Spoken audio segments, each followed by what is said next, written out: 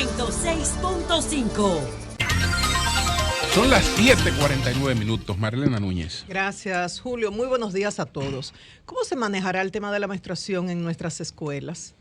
¿Por qué hago la pregunta? Por un suicidio que se produjo en una escuela en Kenia. Y ustedes dirán, ¿y esto aquí? Bueno, ustedes saben que en estos momentos, cerca de las 8:10 de la mañana, hay miles de estudiantes rumbo a la escuela. Estamos hablando de cerca de 3 millones de estudiantes que van a la escuela en la República Dominicana. Cerca de 2.2 en el sector público. Cerca de 700,000 en el sector privado. O sea, cerca de 3 millones de estudiantes. Y digamos, 2 personas, 2 tutores, papá, mamá, abuela, madrina, vecina, ocupándose de estos muchachos. O sea, 6 millones más. O sea que estamos hablando de cerca de 9 millones de personas a los cuales les ocupa lo que ocurra en el aula. Y según los especialistas de la conducta, el aula, donde los estudiantes pueden pasar 5 o 10 horas, dependiendo de si están en una tanda o en tanda extendida, es el universo de ese estudiante. Su vida se desarrolla ahí y mucho más en aquellos que no cuentan con una familia funcional.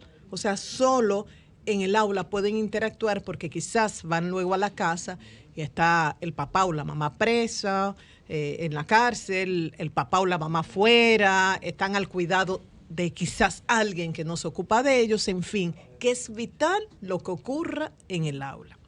Entonces, en una escuela en Kenia, hace 10 días, a una niña le llegó la menstruación.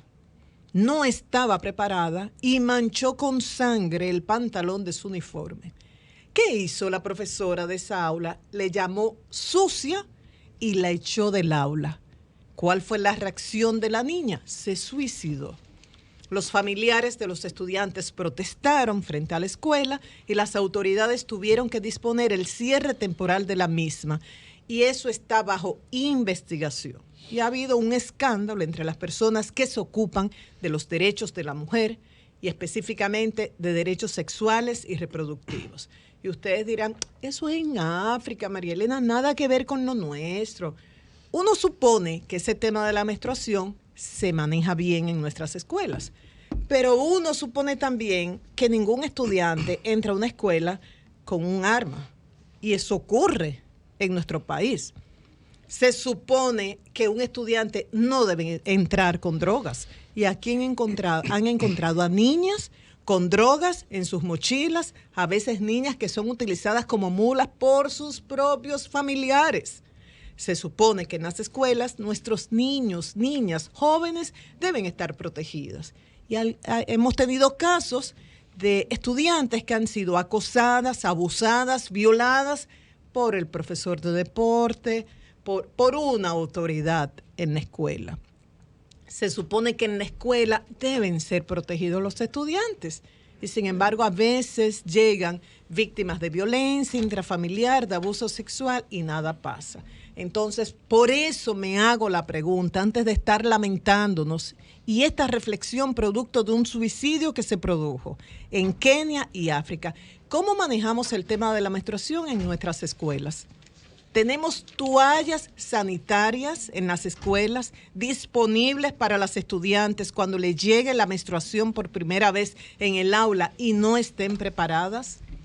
Preparamos a nuestros niñas, niños, jóvenes en esa edad que puede llegar esto y que ya se les puede hablar, para hacerles entender que la menstruación no es nada sucio, no es nada de qué avergonzarse, no hay por qué callar. ¿Estamos preparados para eso? ¿Están nuestros profesores en capacidad para tratar el tema, para manejar un caso de bullying? Si le llega a una niña la menstruación en el aula, si mancha su uniforme, ¿qué ocurre? ¿Cuál es la reacción de sus compañeros de clase? Si los compañeros de clase se burlan de esta niña, ¿cuál es la reacción de la profesora, de la psicóloga, de la directora de la escuela?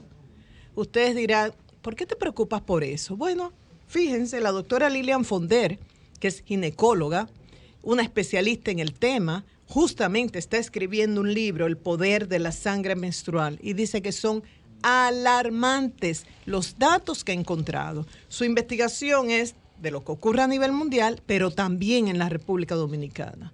Y habla de cómo en el país se siente vergüenza y ni siquiera las mujeres quieren vivir la menstruación. La menstruación, que es un proceso natural que nos acompaña la mayor parte de nuestras vidas en toda la etapa reproductiva, con excepción de esas etapas en las cuales estamos embarazadas o tenemos menopausia o hay algún trastorno y sin embargo se siente vergüenza, no se quiere hablar de eso. Hay mujeres que quisieran eliminar y se siente vergüenza por la sangre, que es un líquido que determina la vida, que debe ser considerado sagrado. Entonces, mientras mucha gente está analizando la conveniencia o no de utilizar toalla o tampón o la llamada copa menstrual y consideran este líquido como algo sagrado, la sangre menstrual, yo me estoy preguntando cómo se maneja este tema en nuestras escuelas, cómo evitar bullying y evitar algo que dice la doctora Fonder. Dice, ¿tú quieres saber cuándo una niña tiene la menstruación? Chequea, siempre se ponen un abriguito, una chaquetita en la cintura, porque quieren ocultar ese proceso, porque tienen vergüenza. Así que por favor pongan atención a ese caso que ocurrió en Kenia, África, de la niña que se suicida luego de ser ridiculizada por la profesora, y vamos a analizar cómo se está manejando el tema en nuestras escuelas públicas y privadas. Por otro lado, fue fijada para el próximo 8 de octubre la audiencia sobre el caso de Andrea Celea, que el Ministerio Público ha acusado a Gabriel Villanueva, su expareja, de asesinarla, y por lo cual guarda prisión preventiva en San Pedro de Macorís. Y el 8 de octubre se supone que la jueza determine si se va a juicio de fondo o no. Esto es vital. ¿Qué quiere la población? Que se haga justicia. Los familiares de Andrea insisten en que ella fue asesinada por Gabriel Villanueva. Hay antecedentes de violencia en esa relación y ellos dicen que tienen muchas pruebas y que el Ministerio Público aportó numerosas pruebas.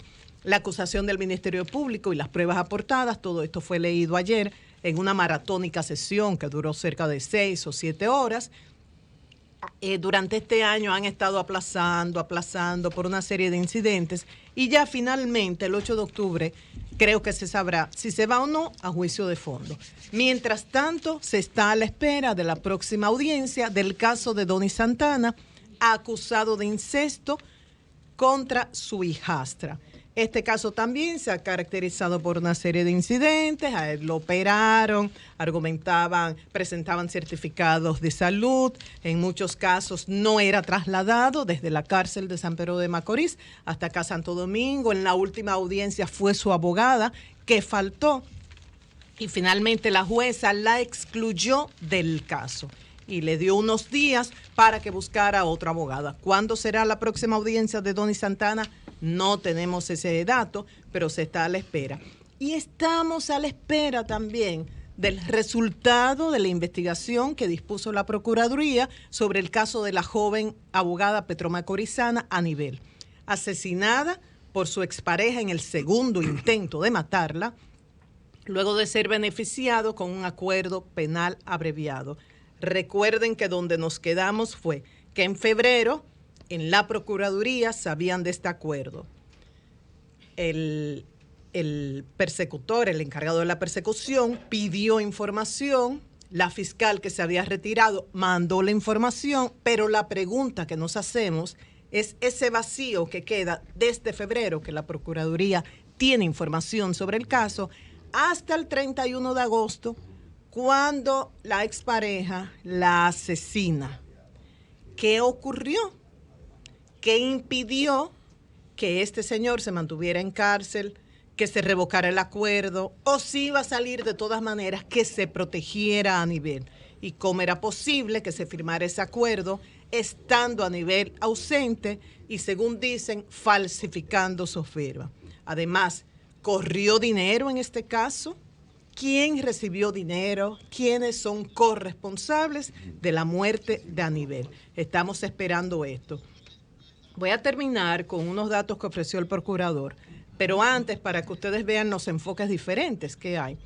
Comentaba Susi Pola abogada, especialista en el tema. Lo siguiente, decía ella, viendo noticias, 17 muertes oficiales de dengue, una epidemia, y los hospitales abarrotados, más de 50 feminicidios íntimos, no es epidemia. Y las unidades en las fiscalías donde hay abarrotadas de mujeres agredidas. Es el enfoque de Susi Pola. El enfoque del procurador es destacar que los feminicidios se han reducido en un 22%. Esta afirmación del procurador se produjo hace unos días en un discurso ante el capítulo en Santiago de la Cámara Americana de Comercio.